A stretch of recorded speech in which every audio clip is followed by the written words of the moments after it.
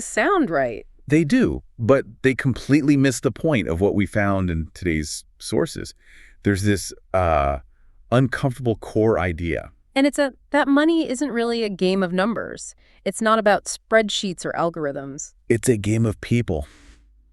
And the reason really smart people fail isn't because they don't get the math.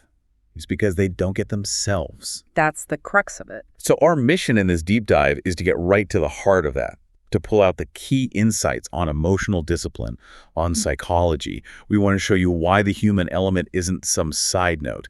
It's everything. Okay, let's unpack this. I'm glad you framed it that way because it's the perfect starting point. The thinkers we looked at, like George Goodman, they saw the market as this huge psychological mirror. Just reflecting our collective behavior back at us. Precisely. If markets were logical, they'd be smooth, they'd be predictable. But they aren't. No, the volatility, those huge swings. That's proof. That's proof that it's all driven by these intense, irrational forces. The sources basically identify what we can call the big six drivers. Okay, so you've got the obvious ones, fear and greed. Of course. But then you have herd mentality, which is so powerful. The pull of the crowd.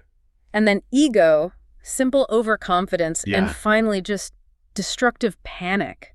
These aren't just feelings, they're like engines that move the market. Let's talk about ego for a second. The sources pointed out that ego is why someone holds a losing stock, right? Absolutely. At a certain point, it's not about the money anymore. It's about not wanting to admit you were wrong. So your brain is saying, I was smart enough to buy it, so it has to come back up. Even as it's falling, the financial pain is less than the psychological pain of being wrong. And you see that with overconfidence too. A brilliant doctor assumes they'll be a brilliant investor. Yes. And that's the trigger for taking on way, way too much risk, which ties right into the herd mentality. People following the crowd. It's not because they think the crowd is smart. It's because they're terrified of the feeling of being wrong all alone. So social comfort is more important than financial performance. That's a huge insight. It is. So for you listening, the goal here isn't to find some secret formula.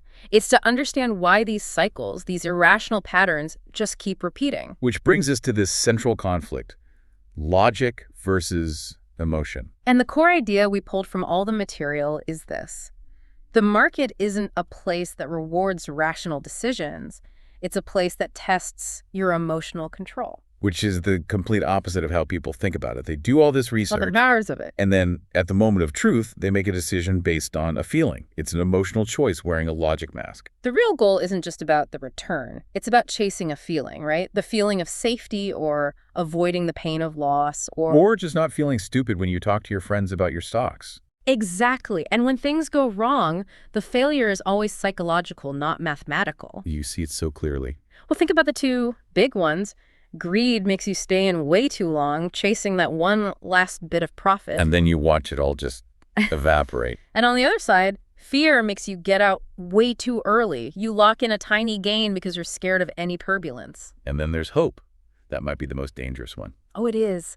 The blind hope that a losing asset will magically turn around. It stops you from cutting your losses and moving on. So the big lesson is, people don't fail because the market surprises them. They fail because their own emotions surprise them. Their plan goes right out the window. Okay, so given that our emotions are constantly ambushing us, the sources categorize people into two basic types of players in what they call the money game. Right. Let's start with the first one, the crowd. Their behavior is almost robotic. They buy when everyone is euphoric, right at the top. And they sell when there's blood in the streets at the bottom. Because they need certainty. Or really, they need company. They hate being alone in a decision. And the irony is just, it's so profound. The whole strategy is built for emotional comfort. Feeling safe in the group? But that feeling of safety guarantees they perform poorly over time. They choose feeling right over being profitable. Which leads us, of course, to the other type. The independent thinker. This person operates from a totally different place. They accept that uncertainty is just part of the game. It's not going away. Okay, but I have to ask, is this just another name for a contrarian? Someone who just does the opposite of the crowd out of their own kind of ego? That's a really important distinction. The sources are clear on this. An independent thinker is not a contrarian. How so? A contrarian just reacts against the crowd. An independent thinker responds based on their own plan, their own valuation. regardless of the noise. Exactly. They know their emotions are the biggest risk, so they build systems to manage that. The goal isn't to be different, it's to be disciplined. So when you put them side by side, the lesson isn't about being brilliant. Winning is just. Yeah. It's about emotional discipline. Managing your internal world when the external world is chaotic. And that takes us to the deepest level of this, the silent driver behind everything, our money beliefs. This is about identity. This isn't just about greed or fear in the moment. No, this is much deeper. Your relationship with money was formed years ago by your family, your past experiences, your fears about security. Your need for approval even. All of it. And that's why when the market gets volatile, it doesn't just test your portfolio, it tests your identity. That's why people use that kind of language. I panicked. I couldn't sleep. Because their actions were about protecting their sense of self, their emotional safety, not their money.